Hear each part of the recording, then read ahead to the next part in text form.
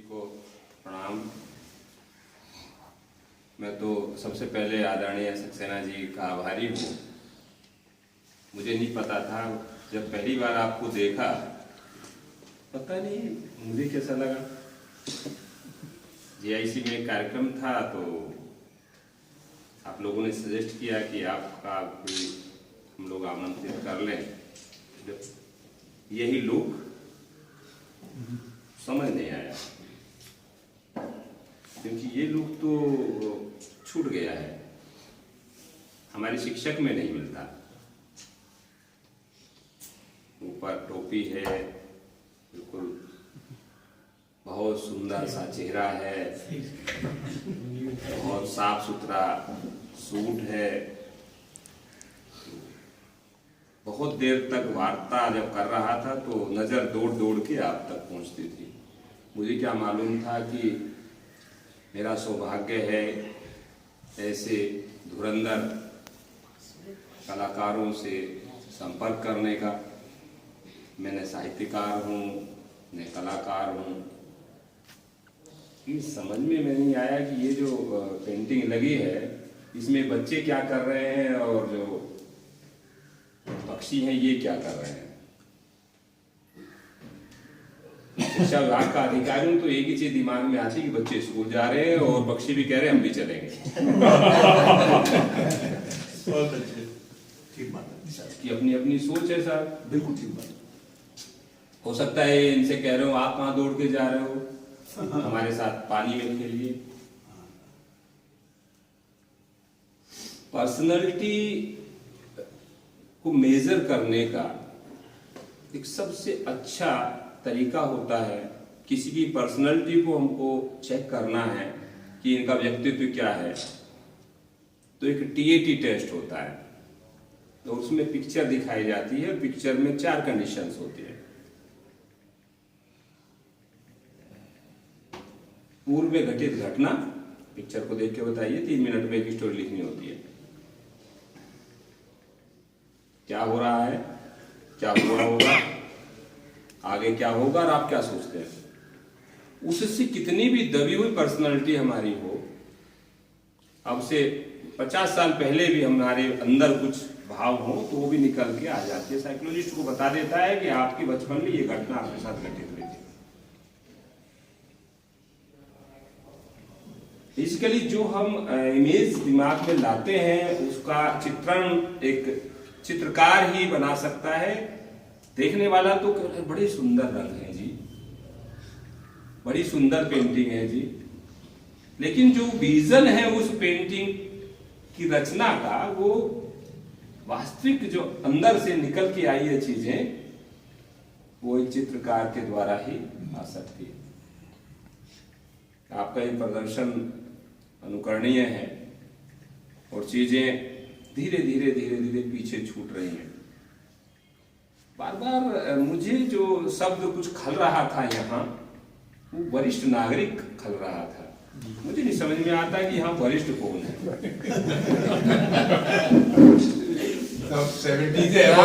ये पर्सनालिटी है, क्या साइनिंग है, क्या टाई है नहीं। कैसे कह सकते हैं कि आप वरिष्ठ हैं। हंसिए, खिलखिलाइए, भूल जाइए। मैं जिस स्कूल में जाता हूँ उस स्कूल में बच्चों में बच्चा हो जाता हूँ। कई बार मेरी श्रीमती जी मुझको बड़ा टाइट करती है। सबकी करती है ये कुछ लोग स्वीकार नहीं करते हैं, ये सार्वजनिक पीड़ा है। कुछ लोग स्वीकार कर लेते हैं। तो कहते हैं आप ऐसा क्यों करते हैं। होता क्या है कि जब आप जिस व्यय वर्ग में आप जाते हैं, यदि उस व्यय वर्ग के हिसाब से आप नहीं चलेंगे तो निश्चित रूप से एक जो जनरेशन गैप की स्थिति आती है वो आएगी।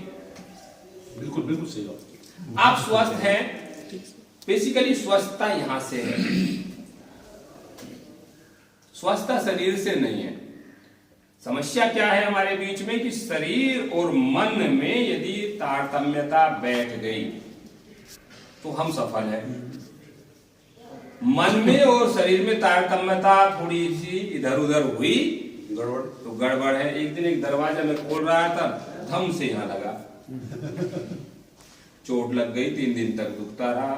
तो क्या हुआ, हमने कहा मन तेज चल रहा था और शरीर में उम्र के हिसाब से तेजी थी, कमी आ गई है, तो वो तेजी उतनी नहीं दिखा पाया। जैसे हम गाड़ी में बैठे हैं, जड़त्व का नियम है, विज्ञान के स्टूडेंट के नाते, जैसे ब्रेक लगता है धम से आगे, क्योंकि नीचे का हिस्सा रुक गया और ऊपर का हिस्सा चलायमान रहता है गाड़ी के सापेक्ष। तो ऐसे ही हमारा मन है, बहुत कुछ नया करने की इच्छा होती है, लेकिन बच्चे सुनते ही नहीं है। तो हर समय बोलते रहते हैं, साहब दादू तो करते क्या है, दादू का काम ही बोलना है। आप कुछ तो कहते हैं यहाँ से लीजिए और 180 पे निकाल दीजिए। नहीं, मेरा दूसरा कहना है, आप नीचे उतर आइए, बिल्कुल स्वस्थ रहेंगे। एक रेस्टोरेंट में बैठकर मैं पिज्जा खा रहा था, बहुत अच्छा नहीं लगता, बच्चे हैं मानते नहीं। तो आप यकीन नहीं करेंगे, लगभग हमारे से ज्यादा बड़े नहीं होंगे, मुश्किल से 30 साल बड़े या 35 साल बड़े हमसे होंगे, और अपने बिल्कुल छोटे छोटे पोतों के साथ में हिलते हुए हाथ से, लेकिन जिस चाव से पिज्जा खा रहे थे, हमारी देख के तबीयत खुश हो गई। उस दिन से हमने पिज्जा खाना शुरू कर दिया। बहुत अच्छा। यदि हमको कहते हैं कि साहब मैगी क्यों नहीं खा सकते, बिल्कुल खा सकते हैं मैगी, बनाओ यार, हम भी बनाते हैं, देखते हैं कैसे बनती है। उस दिन वो 180 डिग्री प्रयोग नहीं करेगा। बिल्कुल सही बात। यार ये तो बहुत अच्छी चीज है, दादू साथ बनाते हैं, दादू साथ खाते हैं। अपना अनुभव आज के परिवेश के हिसाब से शेयर करिए, अलग आनंद आएगा। ये भूल जाइए कि हमको कोई सुनता नहीं है। असली तो शुरुआत हमारी पारी सेवानिवृत्ति के पश्चात होती है। हमारा सोशल कार्य भी वहीं से प्रारंभ होता है, हमारा पारिवारिक दायित्व भी वहीं से होता है। नहीं तो सवेरे तैयार हुए, अपने जहां भी हमारा गंतव्य है उस पर हम चले गए, शाम को आए, अच्छा नाश्ता किया, अच्छा खाना किया, टीवी देखा, जो भी जैसी परिस्थितियां उसके सापेक्ष किया। लेकिन ये जीवन, स्वच्छंद जीवन, समाज के लिए जीवन, अलग आपको आभास होता होगा। बच्चों के साथ यदि जुड़िए, एक छोटा सा उदाहरण देके मैं अपनी बात को खत्म करता हूं, और इस के साथ खत्म करता हूं कि मैं विलंब से आया हूं तो माफी भी जरूर मांगूंगा। मुझे नहीं मालूम था कि कार्यक्रम, जिस कार्यक्रम में हम लोग सम्मिलित हुए थे, वो इतना लंबा हो जाएगा। हम ये सोच रहे थे घंटे भर का कार्यक्रम होगा, लेकिन कार्यक्रम में माननीय 3 विधायक जी, माननीय मंत्री जी, माननीय जिला पंचायत अध्यक्ष जी, और उनका टाइमिंग आने और जाने का थोड़ा सा भिन्न होता चला गया। तो शुरुआत से लेकर 2-3 घंटे का कार्यक्रम हमारा रहा, और यकायक परसों शाम को ही सूचना मिली, रात को 10 बजे कार्यक्रम कराया जाना मंडे को। हमारे पास कुछ नहीं है, बजट है न, टैबलेट दिए जाने थे, टैबलेट एक आदमी को लखनऊ दौड़ाया गया, वो लेके बेचारा कल रात तक आया, बजट लेके आया, बजट आज ट्रेजरी में लगवाया, ट्रेजरी वालों से बात किया, भैया जरा पैसा देख ले। तो वो सारी दिक्कतें हुई, उसके लिए मैं माफी चाहूंगा। उदाहरण ये है, मेरे साथ एक खंड शिक्षा अधिकारी थे जब मैं बेसिक शिक्षा अधिकारी हुआ करता था, और वो प्रॉब्लम उनको ये थी कि वो डायलिसिस पे जाना उनको होता था।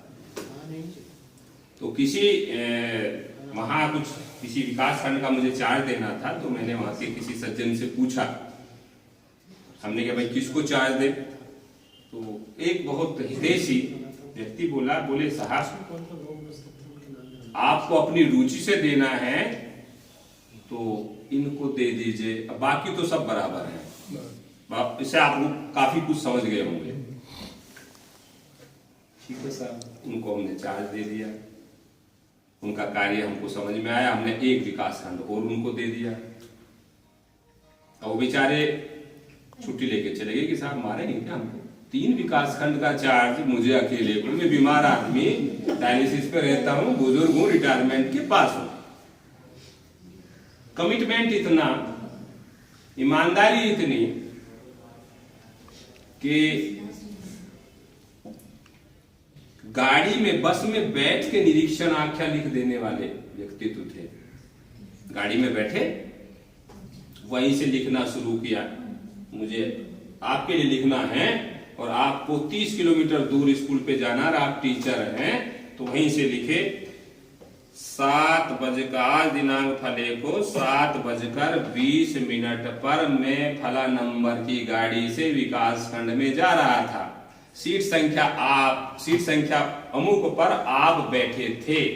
7:20 पर आप वहां थे। आपके विद्यालय से दूरी इतनी थी जिसमें आपको 1 घंटा लगता। विद्यालय का समय 7:30 बजे का था। आप समय से नहीं पहुंच पाए। इस संबंध में अपना स्पष्टीकरण प्रस्तुत करें। मतलब निरीक्षण नोट गाड़ी में। कमिटेड 100%। एक विकास खंड में सबसे ज्यादा समय तक रहे, कोई छूने वाला नहीं था। कोई मान्य जनप्रतिनिधि कहता था साहब डिप्टी साहब को नहीं छूना, इनसे ईमानदार आदमी मेरे सामने आज तक आया नहीं है। अब दूसरी पाली की मैं बात करता हूं जो असली में बताना चाह रहा था। डायलिसिस छूट गई रिटायरमेंट के बाद। होली, दिवाली, दशहरा वार्ता होती है। सवेरे सवेरे अर्ली इन द मॉर्निंग 6 बजे 5:30 बजे फोन आ जाता है। पोती के साथ खेलते हैं, एंजॉय करते हैं। पूछते हैं क्या करते हैं कि कुछ नहीं करता, सब कुछ भी तो काम नहीं करता, बच्चे के साथ बच्चा बन जाता हूं। उसको कहानी सुनाता हूं, मुझे कहानी सुनाती है। जिस तरह से वो बोलती है उसी तरह से मैं बोलता हूं। जिस तरह से वो चलती है उसी तरह से मैं चलता हूं। जिस तरह से जो चीज वो खाती है वही मैं जिद करता हूं, मैं भी खाऊंगा।